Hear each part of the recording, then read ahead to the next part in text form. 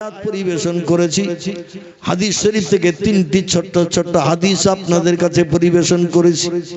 আর কোরআনের কথা যদি সত্য হয়, নবীজির জবানে হাদিসের কথা সত্য না মিথ্যা? দেখতে দেখতে কোরআনের বয়স হয়েছে ১৫০০ বছর, হাদিসের বয়স হয়েছে ১৫০০ বছরের মতো। আজ পর্যন্ত কোনো বিজ্ঞান, কোনো দার্শনিক, কোনো ইঞ্জিনিয়ার, কোনো ডাক্তার, কোনো মাস্টার, কোনো বুদ্ধিজীবী, কোনো সাহিত্যিক এখনো পর্যন্ত কোরআনের একটা ভুল বার করতে পারেনি। পয়গম্বর মুহাম্মদ রাসূলুল্লাহ জবানে মোবারক হাদিসের পৃষ্ঠা থেকে একটা হাদিস মিথ্যা ভুল এখনো পর্যন্ত কেউ প্রমাণ করতে পারেনি।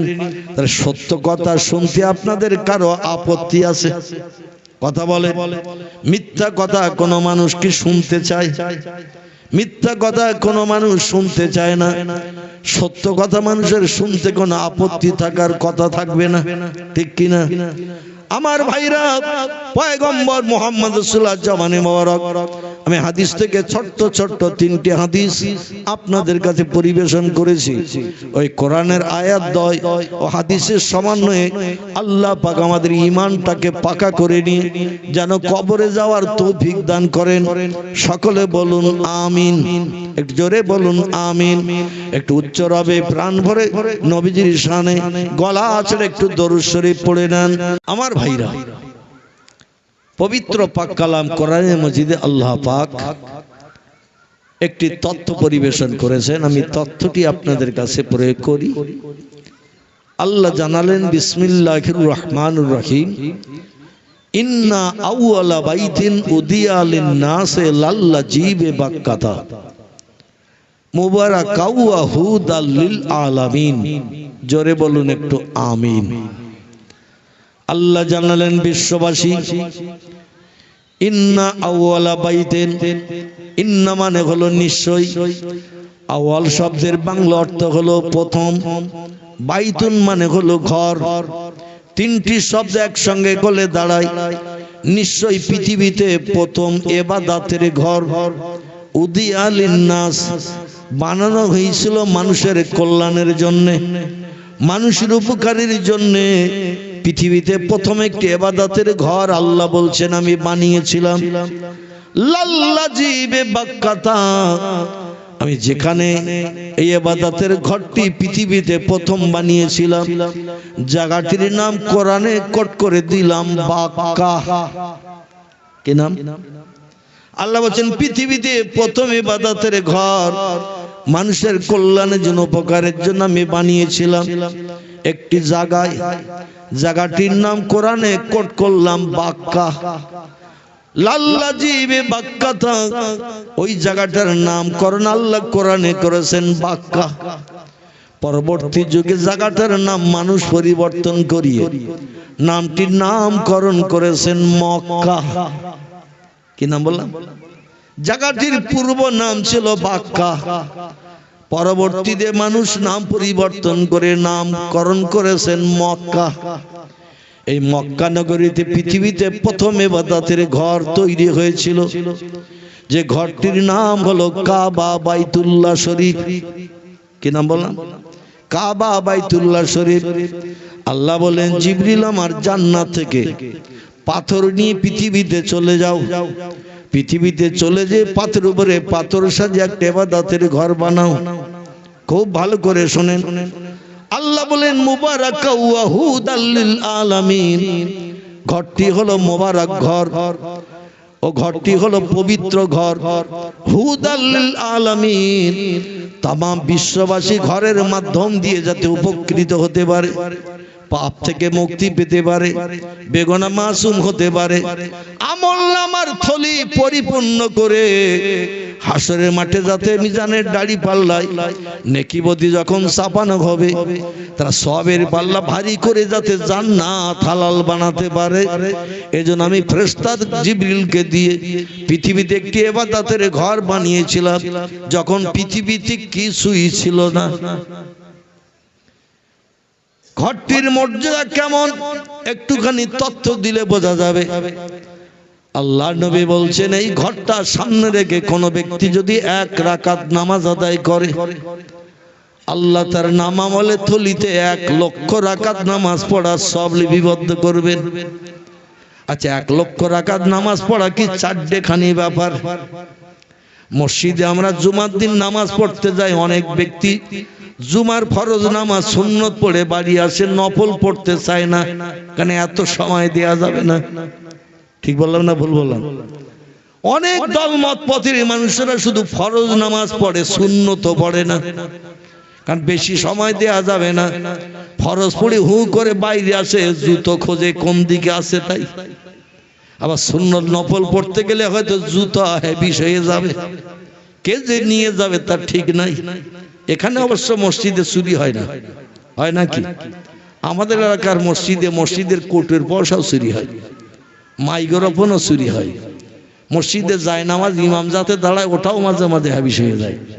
আচ্ছা, কোন বিধর্মী আসে মসজিদে, কথা বলে, একটু কথা বলতে হবে।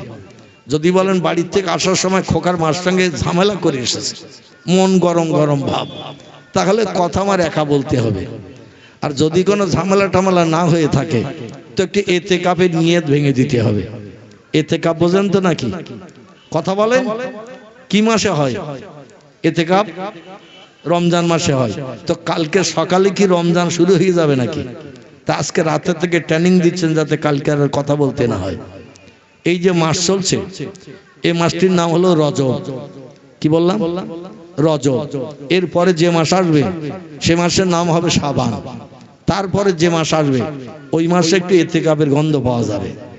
তা প্রথম দিকে নয়, রমজানের শেষ দশকে মসজিদের কোণে সলিমউদ্দিন চাচা, আব্দুল করিম দাদা লোটা কম্বল নিয়ে 10 দিনের জন্য ঘুপটি মেরে বসে থাকবে ইতিকাফের নিয়ত করে। কেউ কথা বললেও হাত ইশারা করে বলবে উত্তর দেব না, কারণ উত্তর দিলেই ইতিকাফ ফাসেদ। ঠিক বললাম না ভুল বললাম? কথা বললেই ইতিকাফ নষ্ট। 10 দিনের জন্য নিয়ত করে মসজিদের কোণে বসে থাকে রমজানের শেষ দশকে। তা রমজানের শেষ দশক আসতে এখনো বাকি আছে কিনা? এ কথা বলেন, বাকি আছে কিনা? তা বাকি যদি থাকে নিয়ত ভেঙে দেন। পয়গম্বর জানাচ্ছেন, কোরআন হাদিসের মজলিসে বক্তা শ্রোতা যদি কথার বিনিময় করে সেখানে জজবা তৈরি হয়, আর যে মজলিসে জজবা তৈরি হয় আল্লাহ খুশি হয়ে যায়, সেখানে রহমতের দরজা খুলে দেন। পয়গম্বর মুহাম্মদ রাসূলুল্লাহ মসজিদে নববীতে যখন বক্তব্য রাখতেন, সাহাবারা আপনাদের মতো বসে বসে শুনতেন, আর পয়গম্বর উঁচু পাতের উপরে বসে বসে ওয়াজ করতেন। সাহাবীরা কেমন শুনতেন? পয়গম্বর মাঝে মাঝে একটা কথা সাহাবীদের কাছে 3 বার জিজ্ঞাসা করতেন। কবার? 3 বার জিজ্ঞাসা করতেন, আর সাহাবীরা 3 বার উচ্চভাবে উত্তর দিয়ে পয়গম্বরের মুখে হাসি ফোটাতেন। আমি 3 বার জিজ্ঞাসা করে কষ্ট দেব না, পয়গম্বরের সুন্নত আদায় করতে আপনারা রাজি আছেন কিনা? কথা বলেন। পয়গম্বরের সুন্নত আদায় করলে লাভ না লস? 1500 বছর আগে পয়গম্বর জানালেন, মান তামাসসাকা বিসুন্নতি ইনদা ফাসাদে উম্মতি ফালাহু আজরু মিআতা শহীদেন। একটু গলা ছেড়ে বলুন আল্লাহু আকবার। আল্লাহর পয়গম্বর 1500 বছর আগে জানিয়েছেন, আখিরি জামানার শেষ যুগে মানুষ যখন আমার সুন্নতের পায়রবি করতে চাইবে না, মাথায় টুপি দেবে না, মুখে দাড়ি রাখবে না, হাঁটুর নিচে লম্বা জামা গায়ে দেবে না, মদ খাওয়া ছাড়বে না, সুদের ব্যবসা ছাড়বে না, গান বাজনা পরিত্যাগ করবে না, অবৈধ মেদিনী গার্ডেনে বসে হাওয়া খাওয়া বন্ধ করবে না, রাতের গভীরে বিধবার দরজার কড়া নাড়া দিয়ে টাকার বিনিময়ে চরিত্র নষ্ট করে ফিরে আসতে দ্বিধাবোধ করবে না, গরিব এতিমের হক ফাঁকি দিয়ে খাওয়া বন্ধ করবে না, মানুষ মার্ডার করা যখন মানুষ ভালো কাজ মনে করবে, বিবি বাচ্চাকে বিধবা এতিম বানাবে প্রাণনাশ করে কোনো ব্যক্তি, সেই সময় সেই যুগে তাম পৃথিবী যখন অন্ধকারাচ্ছন্ন হয়ে যাবে, মানুষের চরিত্র হবে পশুর মতো, সেই যুগে সেই সময়ে কোনো একজন ব্যক্তি আমার একটা সুন্নত পৃথিবীতে চালু রেখে, আমার একটা সুন্নত জিন্দা রেখে ওই লোকটি যদি কবরে কবরস্থ হয়, আল্লাহ পাক হাসরের মাঠে কিয়ামতের মাঠে 100 শহীদের মর্যাদা দিয়ে হিসাব নিকাশ বিহীন তাকে জান্নাত হালাল বানিয়ে দেবে। নারায়ে তাকবীর। কটা সুন্নত? নবী বলছেন ওই যুগে একটা সুন্নত কোন ব্যক্তি যদি জিন্দা রেখে চালু রেখে কবরে কবরস্থ হয়, আল্লাহ পাক হাসরের মাটি হিসাব নিকাশ বিহীন মিজানের দাড়ি পাল্লায় নেকি বদি না চাপিয়ে 100 শহীদের মর্যাদা দিয়ে লোকটাকে জান্নাত হালাল বানিয়ে দেবেন। চিল্লায় বলুন একটু সুবহানাল্লাহ। আজকের এই জলসা যদি না হতো আমাদের অনেকের মাথার চুল কালো, মাথা কালো থাকতো কিনা কথা বলে? আজকের এই জলসা হওয়ার কারণে কালো মাথা কি দিয়ে ঢেকেছি? কি দিয়ে? টুপি দিয়ে ঢেকেছি। এই টুপি কার সুন্নত? এই টুপি কি রামকৃষ্ণ পরমহংসদেব মাথায় দিয়েছে? এই টুপি কি বুদ্ধদেব মাথায় দিয়েছে? এই টুপি কি গুরু নানক মাথায় দিয়েছে? মহাবীরকে টুপি মাথায় দিয়েছে? আমার ভাইরা, বালক ব্রহ্মচারী টুপি মাথায় দেয়নি, এই টুপি মাথায় দিয়েছেন আমাদের সেরে তাজ পয়গম্বর নেতা মুহাম্মদ রাসূলুল্লাহ। নবী বলছেন আমার সুন্নত কায়েম করে রাস্তাঘাটে পথে হাটে মাঠে জামার বাড়ি শ্বশুর বাড়ি কোন ব্যক্তি যদি টুপি মাথায় দিয়ে যায়, দেউলি বাজারে গেল, বাবুরহাট বাজারে গেল, টুপি মাথায় দিয়ে গেল, মাঠে ধান চাষ করতে দেখতে গেছে টুপি মাথায় দিয়ে, মাঠে বড় ধানের জমি চাষ করছে দেখতে গেছে টুপি মাথায় দিয়ে, জামার বাড়ি শ্বশুর বাড়ি গেল টুপি মাথায় দিয়ে, আমার সুন্নত টুপি খুলল না।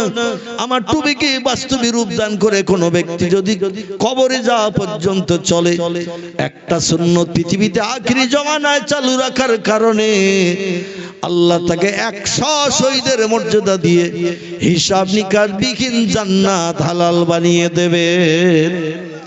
তাহলে টুপি মাথায় দেওয়া ভালো না খারাপ? নবী বলছেন আমার সুন্নত হলো বাহ্যিক সুন্নত 3টি। খুব ভালো করে শোনেন, নবী বলছেন আমার বাহ্যিক সুন্নত হলো 3টি। একটি হলো মাথার টুপি, 2 নম্বর মুখের দাড়ি, 3 নম্বর হাঁটুর নিচের লম্বা জামা। এই 3টি সুন্নত বাস্তব জীবনে কোন ব্যক্তি যদি রূপদান করে হাটে মাঠে পথে রাস্তাঘাটে জামার বাড়ি শ্বশুর বাড়ি যায়, লম্বা জামা গায়ে দিয়ে গেল, মুখের দাড়িতে খুরকেছে লাগালো না। অধিকাংশ ছেলেরা দেখবেন জামার বাড়ি শ্বশুর বাড়ি যাওয়ার সময়, বন্ধুর বাড়ি যাওয়ার সময় ভোরবেলা সেলুনে যে ঝাঁপে বাড়ি দেয়। সেলুনের দোকানদার বলে ঝাঁপে বাড়ি দিচ্ছে কে? বলে আমি মিন্টু। বলে কি খবর? বলে তাড়াতাড়ি ঝাঁপ খোল, আমি যাব একটু প্রেমিকার সঙ্গে দেখা করতে, বান্ধবীর সঙ্গে দেখা করতে, একটু টেই নিয়ে দে। জামার বাড়ি যাব, শ্বশুর বাড়ি যাব, একটু দাড়ি ষাট। অনেক ছেলেরা শ্বশুর বাড়ি জামার বাড়ি কোন নতুন জায়গায় যেতে গেলে আগে সেলুনে যায়, দাড়ি টেনে সাপ্পা করে তারপরে রওনা দেয়। ঠিক বললাম না ভুল বললাম? আমার ভাইরা, পয়গম্বর বললেন মান কাতাল্লাহিয়া ফাকাতালানি, যে ব্যক্তি আমার সুন্নত দাড়িকে কর্তন করে হনুমান বানর মার্কা সেজে গেল। খুব ভালো করে শুনে, নবী বলছেন আমার সুন্নত দাড়ি কর্তন করে যে লোকটি বানর হনুমান মার্কা সেরে গেল। মেলে মার্কা মুখের কাটিম তৈরি করলো, মেয়েরা সারা জীবন যদি কাঁদে ওদের মুখে গোপ দাড়ি উঠবে। একটু কাঁদে যদি বেশি বেশি, আল্লাহ আমার মুখে একটু গোপার দাড়ি দাও। বাড়ির কর্তা সলিমউদ্দিন শাহ আব্দুল করিম দাদার মতো একটু মেজাজ গরম করব, কারণ গোপালা দাড়িওয়ালা সেজে যাবো, একটু বাড়ির কর্তা সাজবো। ওরা কাঁদলে গোপ দাড়ি উঠবে? কথা বলতে হবে, উঠবে না। কারণ আল্লাহ নারী আর পুরুষকে ডিভাইড করে রাখার জন্য পুরুষের মুখে গোপার দাড়ি উঠায়, আর নারীরা হাজার কাঁদলো ওদের মুখে গোপ দাড়ি ওঠে না। এখন বর্তমানে ছেলেরা মেয়ে সেজেছে, মেয়েরাও এখন আর 12 হাত কাপড় পরে না, এরা এখন প্যান্ট আর শার্ট পরে এক্সাইজ মার্কা গেঞ্জি গা দিয়ে এরা এখন বাসের ডান্ডা ধরে পুরুষের সঙ্গে কিনের গুতো চালাচ্ছে। ঠিক বললাম না ভুল বললাম? এরাও এখন বাসের ডান্ডা ধরে পুরুষের মতো ঝুলে যেতে শুরু করেছে। মেয়েদের চেহারা যেমন বক্স চাটনি ছেলেদের মতো, ওরাও আর মাথায় লম্বা চুল রাখে না। আর ছেলেদেরও যেমন মুখে গোপ দাড়ি নাই, ওদেরও গোপ দাড়ি নাই। ছেলেরা যেমন প্যান্ট শার্ট পরে, ওরাও তেমন প্যান্ট শার্ট পরে। এখন কে ছেলে কে মেয়ে চেনা খুব মুশকিল আছে রাস্তাঘাটে পথে। চিনতে গেলে এখন সিমটাম দেখতে হবে, নমুনা দেখতে হবে। পোশাক দেখে চেনা যাবে না, চেহারা দেখে চেনা যাবে না, নাম শুনলেও চেনা যাবে না। চিনতে গেলে এখন সিমটাম দেখতে হবে, শরীরের সিমটাম, কোথাও ওসু নিচু আছে কিনা, নাউজুবিল্লাহ। না বলে পাচ্ছি না বলে বললাম। এখন উঁচু নিচু কোথায় বডিতে আছে কিনা এটা দেখে সিনটাম দেখে চেনা যাবে, তাছাড়া এখন নারী পুরুষ চেনার কোনো উপায় নাই। চিল্লাই বলুন একটু নাউজুবিল্লাহ। আমার ভাইরা, আজকের পুরুষ বিশ্ব নবীর সুন্নতকে জলাঞ্জলি দিয়ে গোপও নাই দাড়িও নাই, একেবারে মেয়েলি মার্কা সেজেছে। নবী বলছেন আমার দাড়ি কর্তন করে যারা মেয়েলি মার্কা সাজলো ফাকাতালানি, সেজন্য আমি মুহাম্মদ আমারে মার্ডার করে দিয়ে দিল। যে লোককে আমারে মার্ডার করে দিয়ে দিল দাড়ি কর্তন করে, ফালাইসা মিন্নি মিন ইয়াউমিল কিয়ামাত, হাসরের মাঠে তার সঙ্গে আমার কোনো সম্পর্ক থাকবে না, সে আমার কেউ না, আমি তার কেউ না। আমি আপনাদের কাছে জিজ্ঞাসাবাদ করি, হাসরের মাঠে পয়গম্বর ছাড়া আমাদের জান্নাত হালাল বানানোর কোনো উপায় থাকবে নাকি? আল্লাহ কোরআনে বলছেন ইয়াউমা ইয়াফিরুল মারু মিন আখিহি ওয়া উম্মিহি ওয়া আবিহি ওয়া সাহিবাতিহি ওয়া বানিহি আল আখির। ও দুনিয়ার মানুষ তোমরা শোনো, হাসরের মাঠে কবর থেকে সব বান্দা বান্দীকে উত্থাপিত করে যখন আরাফাতের মাঠে হাজির করব। আরাফাত হলো মক্কা মুকাররমার কাবা শরীফের দক্ষিণ পূর্ব দিকে 14.5 কিলোমিটার রাস্তা। এই জায়গাটির নাম হলো আরাফাত। আজ পর্যন্ত কোন দেশের হাজি হজ করে বাড়ি এসে বলেনি এবার একটু মানুষের চাপ ছিল বেশি, আরাফাতে জায়গা ধরেনি। এলাকার কোন হাজির কাছে আজ পর্যন্ত হজ করে ফিরে আসার পর এমন তথ্য কি কোন হাজির মুখে শুনেছেন? এবার দেশ বিদেশের মানুষ একটু হজ করতে গিয়েছিল বেশি। আরাফাতের মাঠে জিলহজ মাসের 9 তারিখে এক জায়গায় হজের নামাজ হয় মসজিদে নামেরাকে কেন্দ্র করে। আরাফাতের মাঠে একটা মসজিদ আছে, এই মসজিদের নাম মসজিদে নামেরা। কোন হাজি কোন বছর হজ পাক করে ফিরে এসে এখনো পর্যন্ত বলেনি এবছর একটু হাজিদের চাপ ছিল বেশি, আরাফাতের মাঠে জায়গা ধরেনি। আল্লাহ বলেন বান্দারা যত পারো এসো, আমি গাডারের মতো আরাফাত টেনে লম্বা করে দেব। আরাফাত কোনদিন কিয়ামত পর্যন্ত ভরাতে পারবে না। জোরে বলুন একটু সুবহানাল্লাহ। আল্লাহ পারে না? পারে না? আল্লাহ কেমন পারেন একটু তত্ত্ব দেই, মগজ সাফ হয়ে যাক। আল্লাহ বলেন তুলিজুল লাইলা ফিন নাহার ওয়া তুলিজুন নাহারা ফিল লাইল ওয়া তুখরিজুল হাইয়া মিনাল মাইয়িতি ওয়া তুখরিজুল মাইয়াতা মিনাল হাইয়্যি ওয়া তারযুকু মান তাশাউ বিগাইরি হিসাব। জোরে বলুন একটু আল্লাহু আকবার। আল্লাহ বলেন আমি এমন একজন পাওয়ারফুল স্রষ্টা। ও দুনিয়ার মানুষ শোনো, আমি রাতের বেলা দিন করি, দিনের বেলা রাত করি, মরারে জিন্দা করি, আবার জিন্দারে এক মুহূর্তে কোন শব্দ দিয়ে মারি। গহীন জঙ্গলের ভিতরে দর্শক গুমরারা কোন ব্যক্তিকে জঙ্গলের রাস্তায় ধরে নিয়ে গাছের গায়ে পিছন দিকে হাত পা বেঁধে মারধর করে যা কিছু অর্থ সম্পদ ছিল সব কেড়ে নিয়ে যদি পালিয়ে চলে যায়, লোকটার গাছের গায়ে বেঁধে রেখে চলে গেল দর্শক গুন্ডারা। ওই লোকটা গাছের গায়ে বাঁধা থাকা অবস্থায় না কে অনাহারা হয়ে কি মরবে? কারণ জঙ্গলে কেউ যদি বাঁচাও বাঁচাও করে আওয়াজ করে, কোন মানুষ আওয়াজ শুনলে তার কাছে যাবে না, পালাবে। জঙ্গলে কোন ব্যক্তির আওয়াজ যদি শোনে বাঁচাও বাঁচাও, যে ব্যক্তি আওয়াজ শুনবে সে ধারণা করবে আমারও বিপদে পড়তে হতে পারে, এজন্য আওয়াজ শুনলে পালাবে। আল্লাহ বলে জঙ্গলে, গহীন জঙ্গলে হিংস্র জীব জন্তু যেখানে বাস করে, মানুষ মানুষের ধারে পাশে যেতে চায় না বিপদের আশঙ্কার ভয়ে। ওই বান্দা গাছের গায়ে পিছন দিক থেকে হাত পা বাঁধা, না কে অনাহারা হয়ে মরবে, আমি আল্লাহ ওটা পছন্দ করি না। ওয়াতারযুকু মান তাশাউ বিগাইরি হিসাব। আল্লাহ বলছেন রিজিকের মালিক আমি। কাকের মুখে রুটি পাঠিয়ে ওই জঙ্গলের গাছের গায়ে বান্দার রিজিক পরিবেশন করি। একটু জোরে বলা যাবে না সুবহানাল্লাহ?